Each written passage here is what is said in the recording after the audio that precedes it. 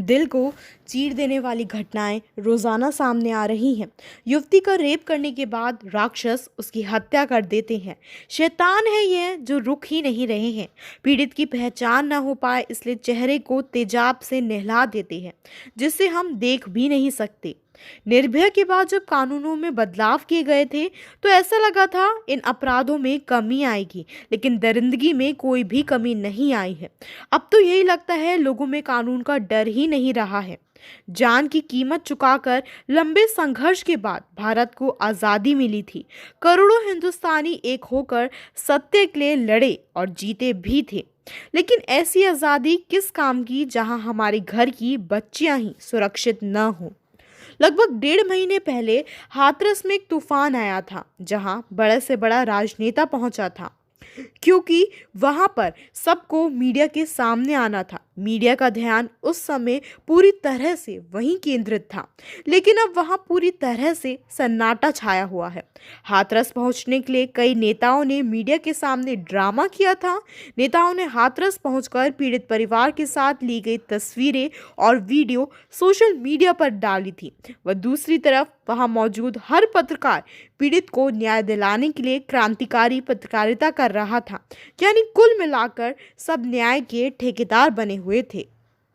पत्रकारों और नेताओं में इस बात की होड़ लगी हुई थी कि सबसे पहले पीड़ित परिवार तक कौन पहुंचेगा, परंतु अब यह सब लोग हाथरस को पूरी तरह भूल चुके हैं।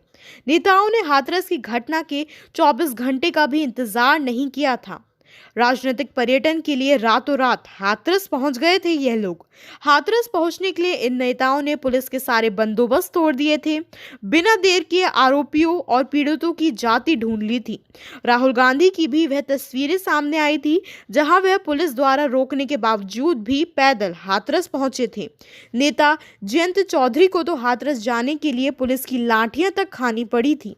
आम आदमी पार्टी के सांसद संजय सिंह के चेहरे पर हाथरस में स्याही तक फेंकी गई थी, लेकिन फिर भी यह सभी नेता हाथरस पहुंचे थे। इन्होंने पीड़ित परिवार को गले लगाया, आंसू बहाए, तस्वीरें खिंचवाई व उन तस्वीरों को सोशल मीडिया पर डाला गया जो खूब वाहवाही बटोर रही थी।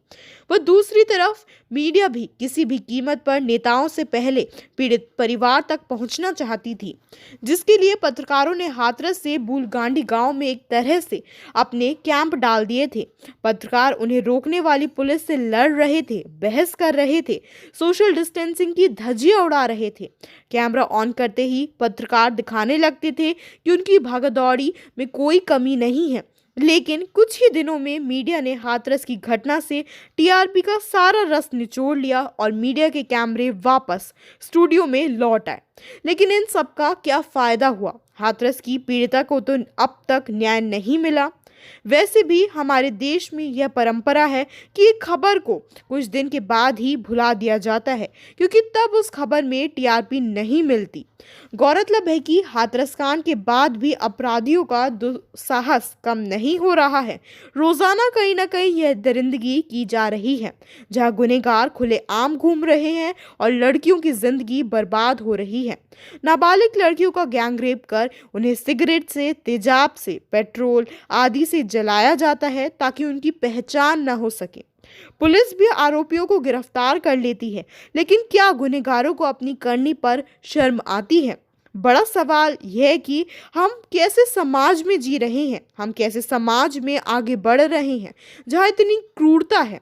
शायद यह क्रूरता देखकर दानव भी इंसानों से घबरा जाते होंगे।